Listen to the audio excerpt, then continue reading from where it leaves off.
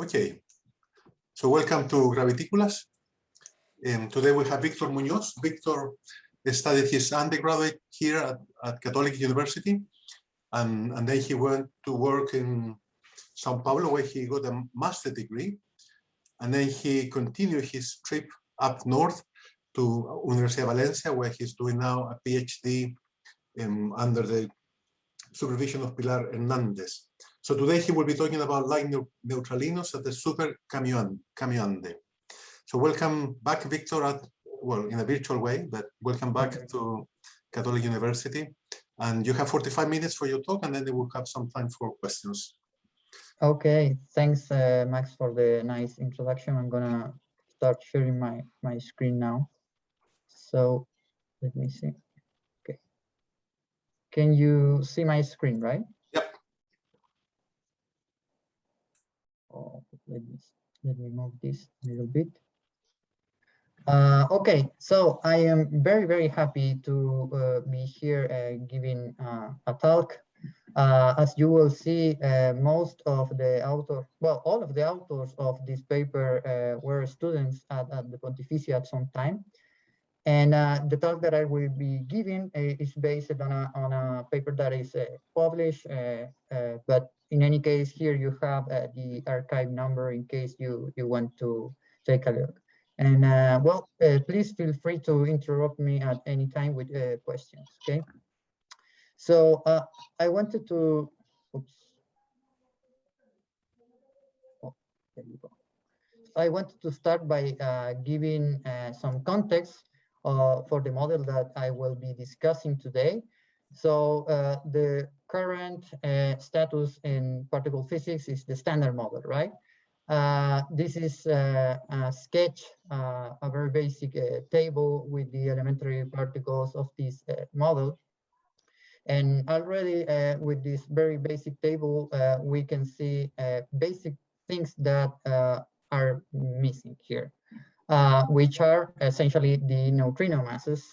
However, there are several experimental things and theoretical issues which are not explained in the standard model, right? So we know we have no idea about the nature of dark matter.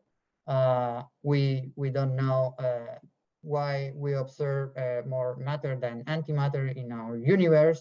Like I said, we don't have any explanation for the masses of the neutrinos. And there is also the theoretical problem of the hierarchy problem and the strong CP problem. And if you want, I could keep going with the list, quantum gravity, charge quantization, etc.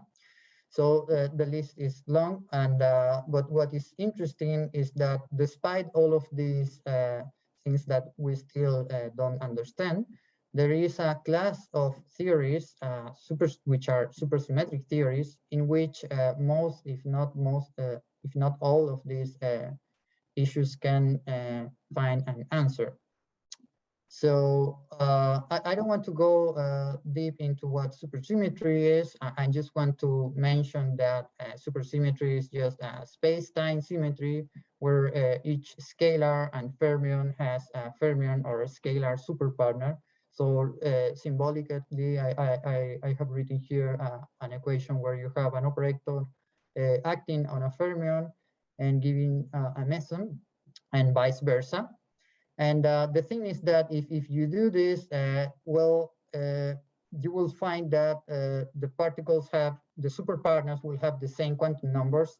So we should have seen most of these particles by now. And so that cannot be the case because we haven't observed this. So this supersymmetry must be a broken symmetry.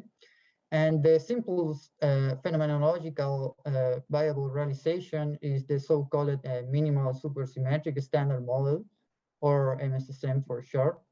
So it's a model with many more parameters than the standard model. And that there are more than twice as many different types of particle in the MSSM compared with the standard model. But in any case, here I just want to stress that the lightest supersymmetric particle is stable and is this so-called neutralino, which is the particle that I will be referring to in this talk.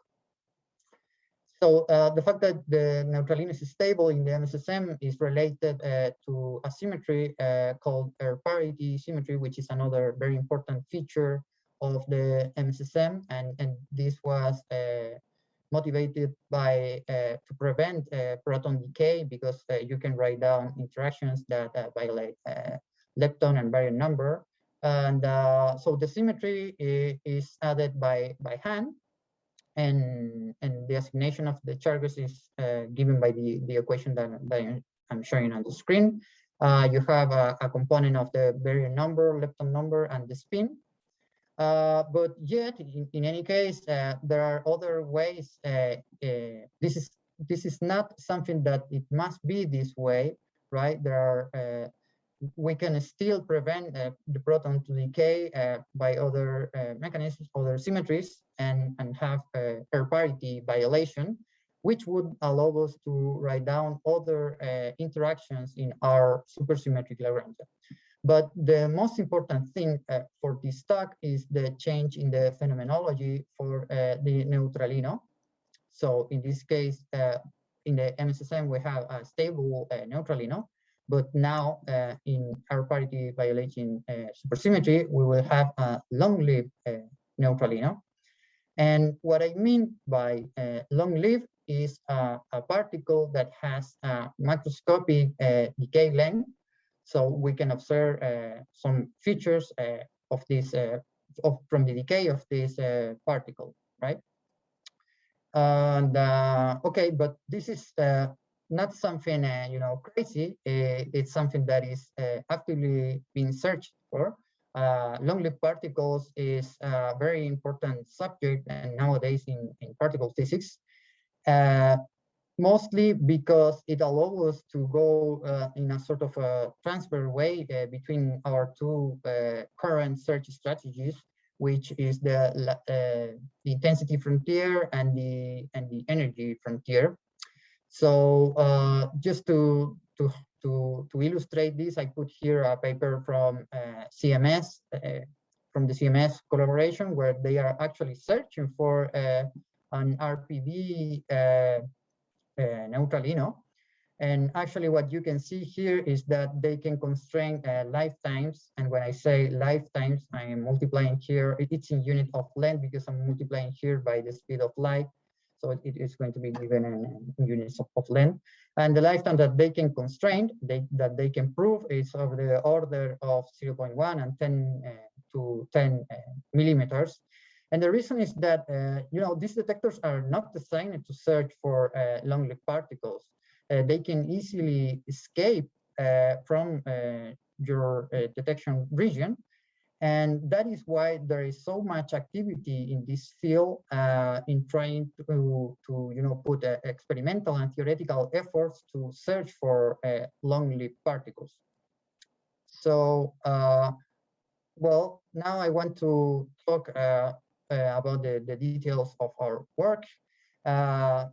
So this work was made in collaboration with Pablo Candiat, Giovanna Cotin, Andres Mendez, and I. And as you can see, all of us were students here at the Pontificia at some time.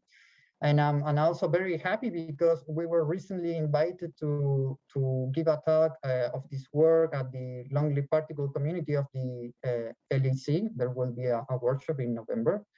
And we are going to be presenting this work. And so essentially, the main general result of this work is summarized on this plot that we have on the left, where basically what we are seeing is the lifetime that we can prove for different, for a maximum value of the number of particles that could be detected in Super-Kamiokande. But don't worry, we are going to talk about this in detail. So I just wanted to show you the main result. It was a spoiler. And the thing is that we can prove lifetimes with a wider range compared to traditional collider searches, which goes from, say, 1 meter to several thousands of kilometers, right? And we have a peak sensitivity around 1 kilometer. So what I'm going to talk is also a different scenario of production, because in this case, the neutralinos are not going to be produced in colliders, but are going to be produced in a sort of natural way. They are going to be produced in atmospheric showers from the decays of mesons produced in these showers. These showers are produced when cosmic rays impact our atmosphere. And okay, so since I want to study this from standard model particles, I wanted to give this brief description here. So the relevant term in the Lagrangian is the one that you have on the screen, which is an air parity violating term. It's a trilinear term. And this involves 27 parameters. However, we are going to focus on only 3 of them, which is lambda prime 1 to 1, lambda prime 1, 1, 2, and lambda prime 1, 1, 1. So this model that we are going to be describing here is defined by only 4 parameters, 3 couplings and the mass of the neutralinos. And the indices are family indices. So since we wanted to be able to study these neutralinos with the maximum allowed mass range, we set the y index to 1. So it's going to be produced always accompanied by an electron. And then we are going to study 2 different benchmarks. One where the neutralino is produced from the decay of the mesons, and another one where the neutralino is produced from the decays of kaons. So for the mesons, we fix k equal 1 and j equal 2. And for kaons, we fix k equal 2 and j equal 1. And you can see from these Feynman diagrams that these are the relevant ones that will lead to the production of neutralinos from the mesons and kaons if you put the right index there. Okay, so like I said, these neutralinos will be produced in cosmic ray air showers. So I figured that it's interesting to talk a bit more about what is this thing about air showers. So like I said before, when a primary cosmic ray impacts our atmosphere, we have a sort of beam dam experiment, right? Because cosmic rays are mostly composed by protons and alpha particles, and they hit a target, which is our atmosphere, and produce a bunch of particles, a shower of particles, which contains an electromagnetic and hadronic component, also a neutrino and a muon component, which are components that we actually can measure at the surface and in deep underground experiments. So if you know anything about cosmic rays for the purpose of this talk, you just need to know that, like I said, are mostly protons and alpha particles which follow a steeply falling spectrum, like you can see on the image on the left, where we have the spectrum as function of the kinetic energy and the component measured by several different experiments. And as you can see, the energies of these cosmic rays are really, really huge. And actually, it provides a window to an energy range that we cannot explore right now with colliders. However, as you can see, the higher the energy is, the lower is the flux. So there is a big limitation there. And this is something that actually we're going to see in the results. Okay, so if you want to simulate the production of the neutralinos in atmospheric showers, what you can do is to solve the transport or cascade equation, which in the case of a weakly interacting particle reduces to the equation that I am showing on the screen on red. So it has several components. So I figured that I wanted to give a description of each of them and the dependence of the relevant parameters. So on the left-hand side, we have the number of neutralinos that would be produced within a given energy range for a given column depth, which is this x variable, and for a solid unit angle. And on the right-hand side, we have a sum that goes over all of the mesons produced in the shower. And then we have an integral over the meson production rate convolved with the atmospheric density at column depth x. And And also we have the decay length of the meson, which is only a function of the energy of the parent meson. So this decay length is the boost factors times the speed of light times the lifetime of the particle of the meson in this case. And finally, we have the decay energy distribution of the neutralino, which includes, of course, which involves the energies of the parent meson and the daughter particle, in this case, the neutralino, as well as the branching fraction of neutralinos produced in the decay, which depends, of course, on the parameters of the model. So lambda prime, the trilinear couplings, and the mass of the neutralino. So I put this equation here of all the dependence that we have for the production of this neutralino in the atmospheric shower, because I wanted to separate here the information from the parameters of the model with the parameters of the cascade itself. So it's a function of the column depth, and the column depth is this quantity that is related to the density of the atmosphere via the second equation. The column depth is just the amount of atmosphere traversed by the particle between successive decays. And then we have, the height and related to the traveler's distance, which also involves the direction of the particle, which is fixed by the cosine of the zenith angle. So on the right, we have a sketch of what is the setup that we are considered here in this search. We have a particle production at some point in the atmosphere, which is fixed by the direction is fixed by the cosine of the zenith angle. Like I said, then it must travel some distance L until it reaches the detector. In this case, it's going to be Super-K, and hopefully it decays inside of this detector, and we can expect to see some signals. And from an excess of events within this detector, we can place constraints in the relevant parameter space for the neutralino. Okay, so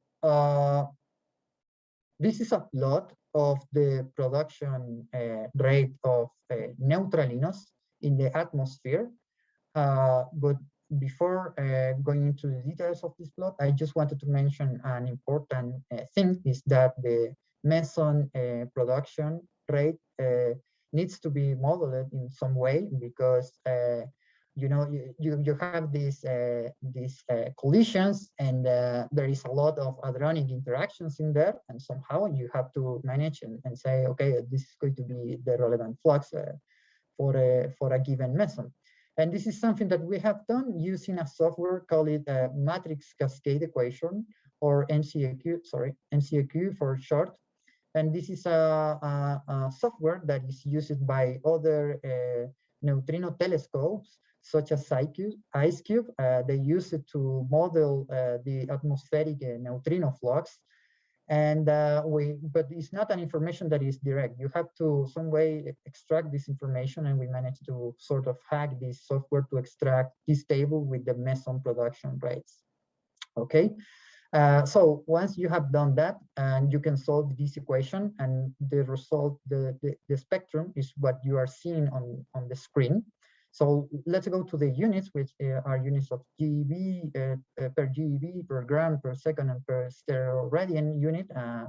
And this is something that we can see from the right-hand side, right? Because we have the density in grams per square centimeters, the decay length in centimeters, for instance, and the production rates per GeV, per stereo radian unit, and per second, and the energy distribution, which is per GeV. And so on the vertical axis, we have this production rate, which is divided by the branching fraction of the meson going into this neutralino. And we did this because we didn't want to fix more parameters. As you can see, we have already fixed here the cosine of the zenith angle to 0.9, the height at 15 kilometers, which is where you expect most of this the production rate of meson to be higher. And we have fixed, of course, the mass. So you are seeing here, an orange curve, which is the production from kaons, and a blue curve, which is the production from the mesons. So you're probably wondering, what are all of these letters here, CBIL, QGS jet, and DPM jet? what do they mean? So these are different hadronic interaction models used to simulate the production of these mesons in the atmosphere. So of course, your production rate of neutralinos is going to depend on them, and you have to take this into account in order to evaluate the relevant uncertainties in this calculation, right? And another feature that you can immediately see is that from the flux from chaos, sorry, the production rate for chaos is much higher than from the mesons, because to the best of our knowledge, chaos are much more abundantly produced in the atmosphere compared to the mesons.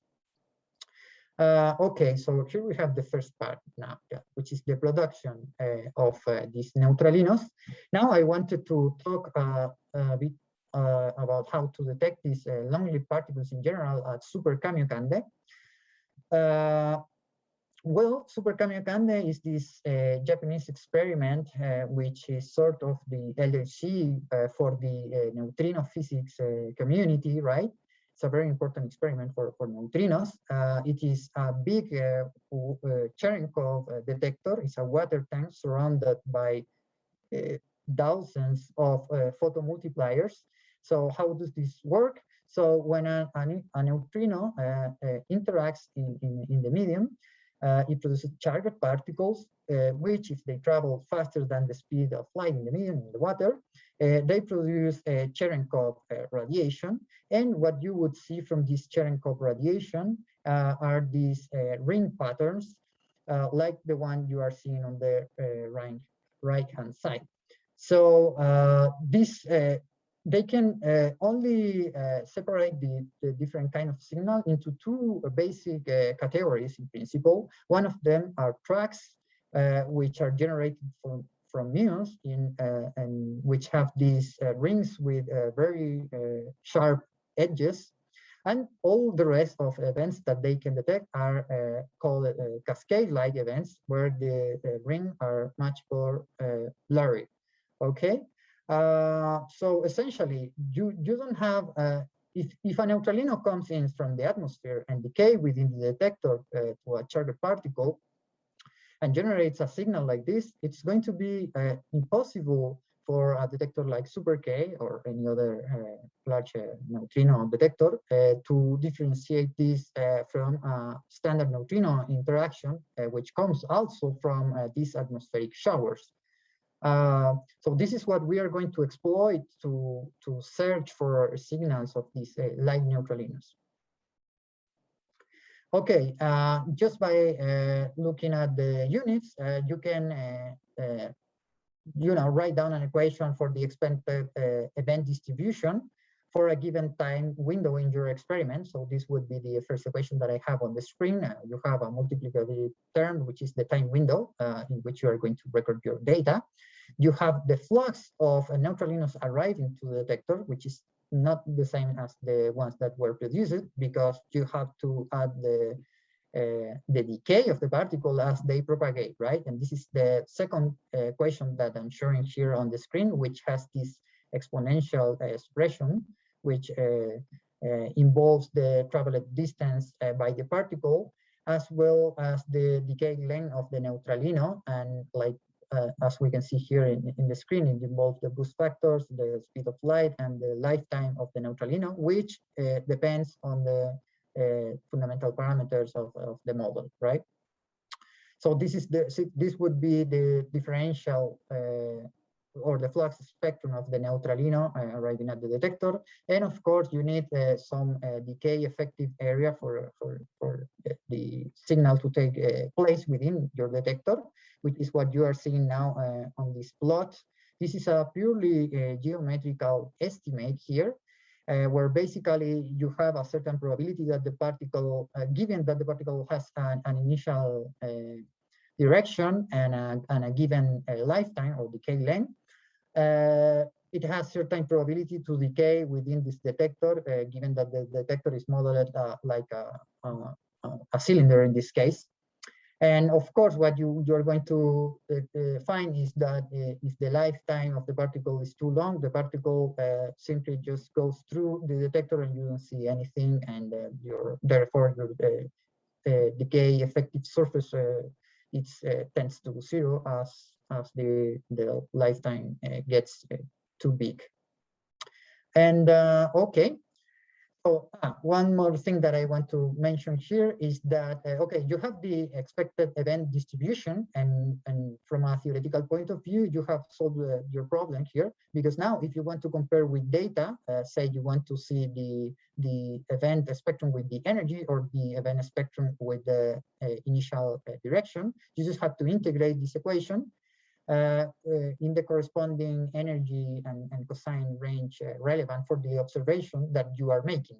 In the case of Super-Kamiokande, we are talking about events that are distribution in different directions defined by the cosine of the zenith angle. And with this, I'm going to show now the results that we found from the search. So first, I'm going to discuss the results from the decays of mesons, which involves two couplings, lambda prime 1 to 1 and lambda prime 1, 1, 2. So for the production, only lambda prime 1 to 1 enters, but for the decay, you can have the presence of both parameters or only one of them. So on the left, we are seeing a plot with the excluded region that you can find on Super-Kamiokande when both couplings are equal, and we are taking this in terms of it's divided by the fermion masses, which are taken here as degenerate. So actually, if you do this, you'll find that the whole phenomenology of the model, you know, the decay, the lifetime, and the relevant branching fraction, you can express this in terms of this combination of parameters. So it's a pretty sort of you know, independent way of presenting your results. And well, we are comparing here in the left side with limits that we find in the literature from colliders. Which, however, takes an fermion mass set to 1 TeV. So this limit depends on the mass of the fermion involved. And it can go higher or lower depending on the mass. But our results do not depend on this. Like I said, we have also the ship projections, but none of these constraint really matters in this case, because kaon oscillations are the most stringent constraints that are in this case, but they are, however, dependent also on the mass of on an additional parameter, right? The mass of the fermion, which is set here at 1 TeV. However, if we turn off lambda prime 1, 1, 2, we can still expect a signal from the decay of neutralinos to cascade events. And in this case, we only have this collider projection, sorry, this collider limit.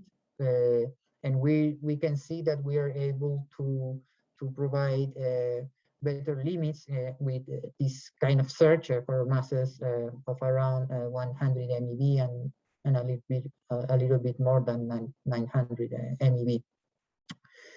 So next, I want to show the results from the decays of kaons that produces neutralinos via this coupling lambda prime 1, 1, 2. And then for the purpose of observing a signal compatible with cascade events in Super-Kamiokande, we have to turn on this parameter lambda prime 1, 1, 1. And what we are seeing here on the screen on the left side, we are showing the same kind of plot as before, where both of the parameters are taken as the same, and they are, of course, divided by the mass of the fermion, which serves to present your results in a more model-independent way. And it's a function as a function of the mass. And we have three different regions, because here in this case, we have sufficient data to evaluate the impact of choosing different hadronic interactions models. So we have civil DPM jet and QGS jet. And we can see that the impact on the limits is rather marginal. It's really irrelevant, but it would be relevant if you really want to, you know, give a precise prediction, which is really close to the best current limit. but this is not the case. And of course, we have contributions, additional contributions to KN oscillations. So we have this limit, and we have also contributions, since this is a lepton number violation operator that we are looking. We have a contribution from neutrinos double beta decays, which also is more model dependent constraint, because you have to fix the masses of the green on the quartz to 1 TeV. And on the right hand side, we are showing sort of the same limits, but now in a different plane, where we have lambda prime 111 versus lambda prime 112 for different masses of the neutralino, taking to be 250 MeV up to 460 MeV, as you can see from the different color lines that we have here. And in both cases, as we can see, we're able to improve over existing constraint. So once we have the limits of the parameters, then you can do the exercise to go back to the phenomenology of your model, because the branching fraction of neutralinos produced from the mesons, as well as the branching fraction of visible events from the neutralino, depends on these parameters. So you can plug in all of this information and get this nice result that I'm showing here. So on the left, we are seeing the constraints that you get from the mesons. And in this case, since there has been searched in other papers for future experiments that are going to be placed in the surroundings of the LHC, we can compare how Super-Kamiokande, which is up to now the only actual constraint, not projections, compare with these experiments. However, we find for the case of the mesons that is not really going to be competitive, mostly because the production is very limited in this case. However, when we see at neutralinos produced from kaons, the situation is quite different. We can prove a really wide range of lifetimes, like I said before. And it is more interesting here because actually there are no searches in colliders, there are no projections for this scenario. And with this, I want to just leave you with my take-home message. So the first message that I want to deliver is that the lifetime frontier offers a great opportunity to search for new physics. Yet it is easy to miss long-lived particles in standard BSM search analysis in colliders, because like I said, it's they are not designed to prove this. And also the reinterpretation of results is very difficult, it's very model dependent. You are looking at very specific kind of signals, while in our case, we just are looking at cascade events, which are a more broad kind of signal. And in this sense, large neutrino detectors are very well suited to search for long-lived particles produced in cosmic ray showers, and are able to prove a wide range of lifetimes. It's quite interesting, this result. And finally, that the methodology presented in this work can be applied to other scenarios with other couplings in RPV. But also with different models for a long-lived particle. So there is a lot of things that one can do with this kind of analysis. So that would be all. Thank you very much for your attention. Thank you, Victor. Thank you very much. Are there any questions or comments? I think that Marco has one. Marco, please go ahead. Yeah, I have a question. What would be how do you obtain such a light neutralino? What's the mechanism? Oh, okay.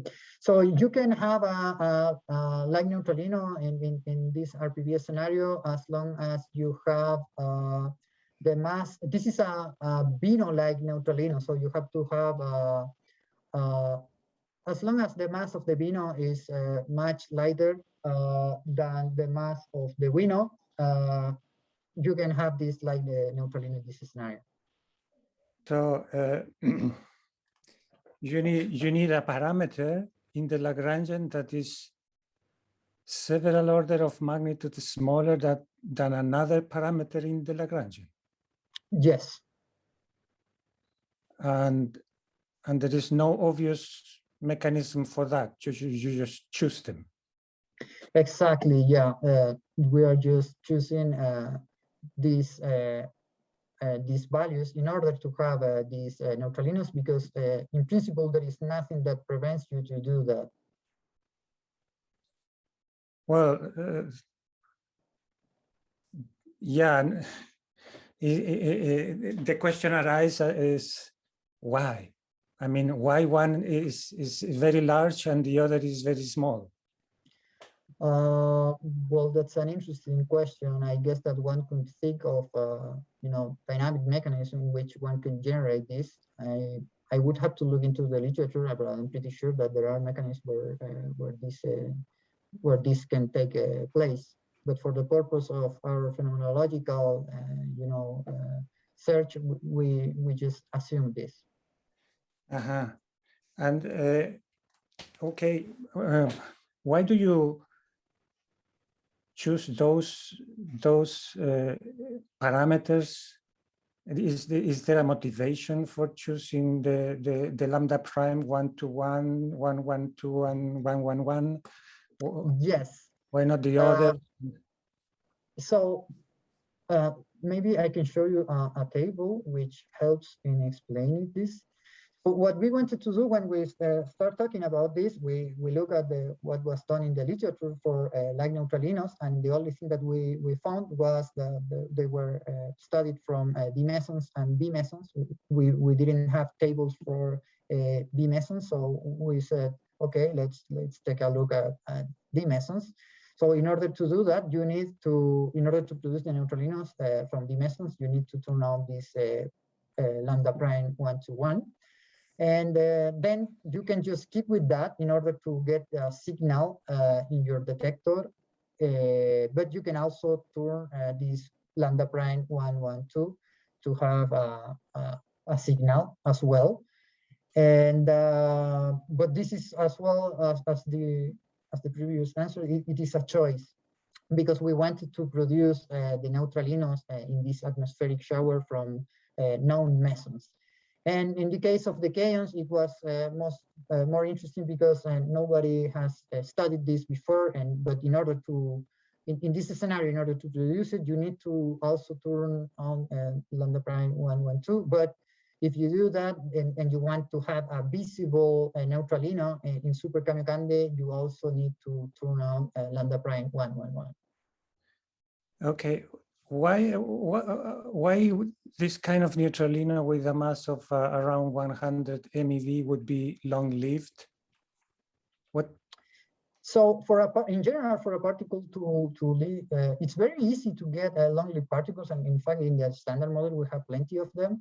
You only need to have, for instance, in hidden sectors, you only need to have small couplings, relatively small couplings. And if you study the phenomenology of this model and prove these values that we are plugging in here that we were looking for, you will find that you have a macroscopic lifetimes for the neutralino. So in this case, the mechanism is that the lambdas are small, basically. Relatively small, yeah. Relatively small. Okay. And the last question is,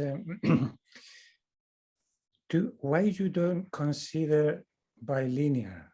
If you rotate the lepton superfield from the lambda prime, you can get, you can get bilinear. Yes, that is true. And honestly, the reason is that would lead us to a much more broader work. This is already a lot of work and a lot of simulations, but you can perfectly do that. I don't know how are the constraints in that case. I don't know if that model is more constrained or not, but that is definitely something that you could do, and that probably would be interesting to look at. Okay. But, okay, that's it. Thank you very much. Okay. Thank you, Marco.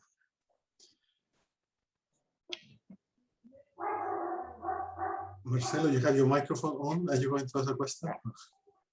No, I had the same question that was formulated by Marco concerning why you may have such different value parameters in your Lagrangian. I mean, as Marco said, 7 orders of magnitude, and this is not natural in some way, but you can do it, of course. But this was my question, so it was already answered. Thank you. Okay. No, but if you have any other comments, please continue.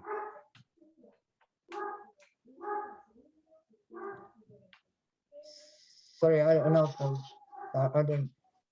Sorry, I didn't get the last part. No, because my dog is barking there. No, the problem is if you have any other comment why these 2 parameters can be so different, one so large and the other one so small, and this is this is a very old story in trying to expand this going beyond the standard model. I mean, you have to. Can I make a comment about that? Yeah, because, please. Yeah, I think that actually for getting the neutralino of the masses that we have been looking at, you don't need a very that big of a difference between the parameters involved. So basically the parameters that enter here are the mass of the Bino and the mass of the Wino and the mass of the Higgsino or the mu parameter if you want. And if you take the mass of the Bino of about roughly 1 GeV, and you take the masses of the Wino and of the Higgsino of the order 10 to the 2, you already get a very light neutralino. So yeah, it's not that big of a difference in the scale of the masses. Okay. It's still a choice. It's still rather arbitrary if you want, to some extent, but yeah, it's not an enormous gap. Yeah, and this is something that you usually find when you study phenomenology of supersymmetric models, right? One way or another, you always end up making some assumptions regarding if you want, the magnitude of some parameters with respect to others, which makes you wonder, the whole point to do this was not to find the parameters, and now you are doing it in any case. So I guess that is a valid point, and it's a good question.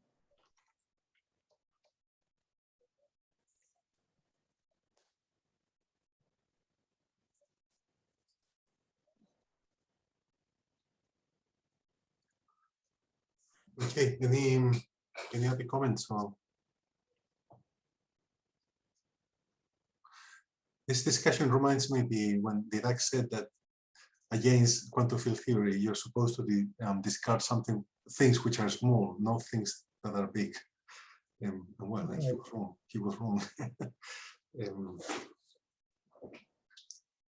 Okay, well, if there are no more comments, we continue next week, next Thursday.